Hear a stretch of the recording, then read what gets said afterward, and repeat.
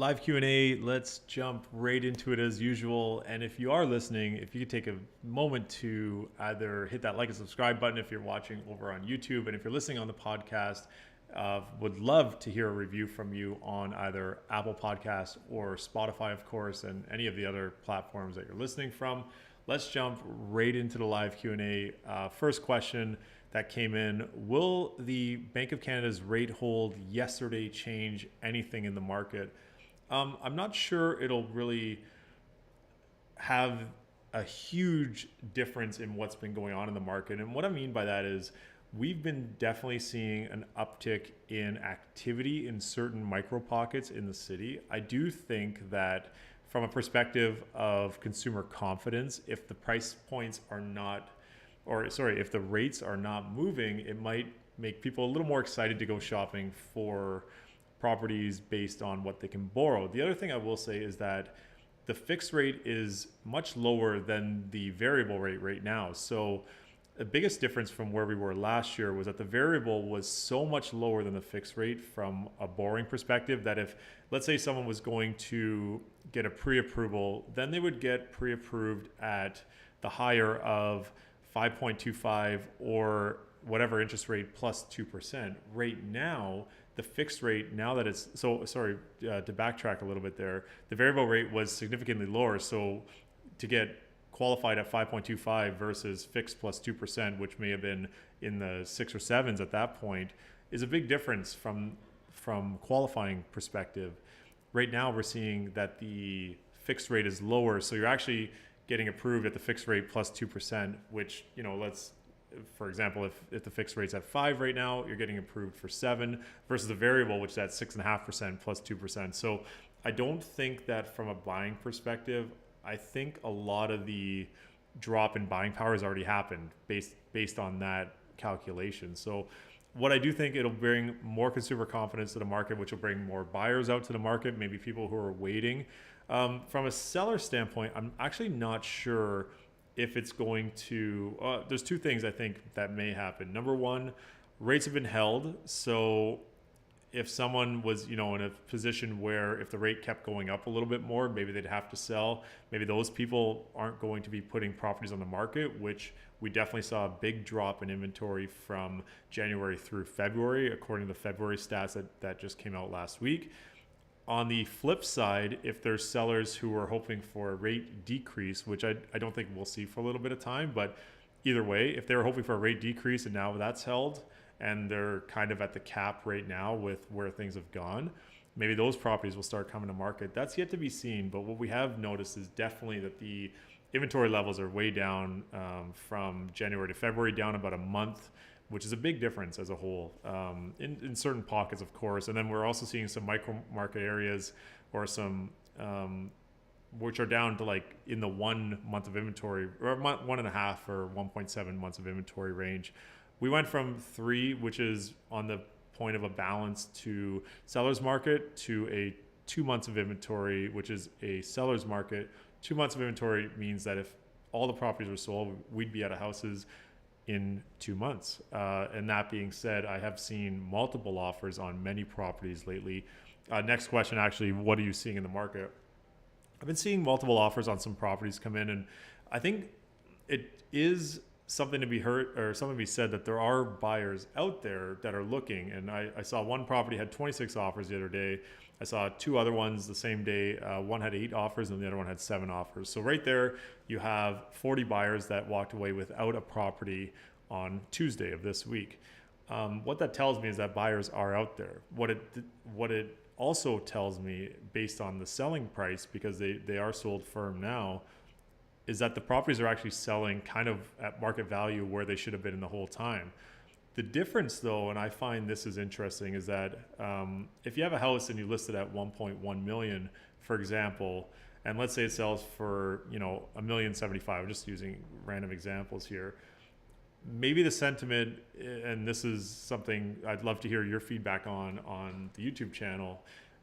What if you were to list it at 900 and collect offers, and then it sells for $1,075,000 versus listing it at 1.1 and it sits on the market for 2 weeks or 3 weeks, and then ends up selling at 1.7 million 75. What are you better off doing? And from the offer date standpoint, typically it's a pretty tight window, 6-7 days. Property sold, you move on. Versus the other way, you list it where it should be priced.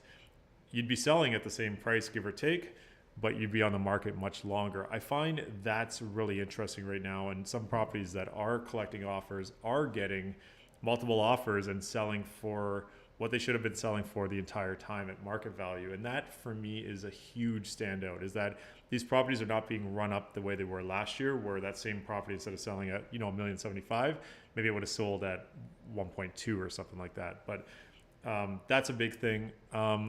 And I do think that as we continue here, and if rates have held and more buyers enter the market and the competition for those great properties in great areas remains steady or continues to increase, that will have a factor on pricing. As we know, supply and demand, this is a untested rule of real estate. The more demand, the less supply, the prices will increase at that point.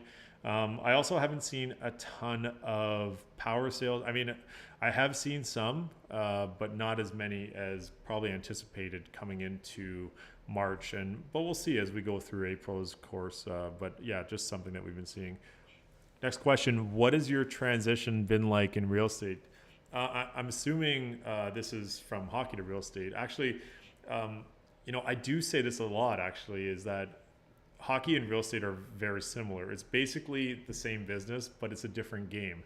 And the reason I say that is there's so many lessons that are transferable from hockey to real estate, and you don't really know it at the time when you're playing and you're trying to. For me, I'm a goalie. I'm trying to stop pucks every day. It's a little bit different to have that thought process of like the lessons you're learning, the highs and lows of a season, managing your, what is your work ethic like? What are you bringing to the table every day? How do you find ways to bring it at your highest level every single day? There's also, winning, losing, there's collaborating with teammates, there's working together with teammates, there's coaching. And then there's the element of just trying to get a little bit better every single day, and how do you improve year after year? Those lessons are all very much the same in real estate that I've found. And I've just entered my third year in real estate, which is pretty exciting. And I think one thing that stands out, the first year was I call myself a bit of a jump man. I would show anything to anybody at any time. I just literally was go, go, go for the entire first year. Second year, very similar from a go, go, go perspective. However, more processes in place, definitely had a lot more systems in place, and was a lot more selective on the properties I would go and show, because in that first year, for sure, there were properties I would show and never hear from a client again, and they ended up maybe renting or buying, or mostly renting something with somebody else. I also did a ton of leases in my first year just to kind of get the ball rolling, and to meet more people, and to also, for me, it was a great opportunity to learn the buildings, meet the concierges, learn where the lock boxes are, go through the reps of the paperwork, and develop my network that way as well too, and just working with other realtors as well. And year two, a lot more buys and sells versus the lease side, and definitely more selective when I am working with lease clients and things like that. And now coming to year three, time's been flying, but I will say the biggest thing for me right now is year two. I also took a lot of time to prep and to develop a lot of my systems and processes more in depth and higher quality, and service is huge, and I want to give the best to my clients. So I found it's been a pretty interesting, step by step, and try not to leave any stone left unturned, but definitely been a fun process. And yeah, I mean, if you're a hockey player thinking of real estate or thinking of it as maybe a career after you're done playing, definitely a great business to get into. A lot of the same lessons translate super well into real estate. And I do find,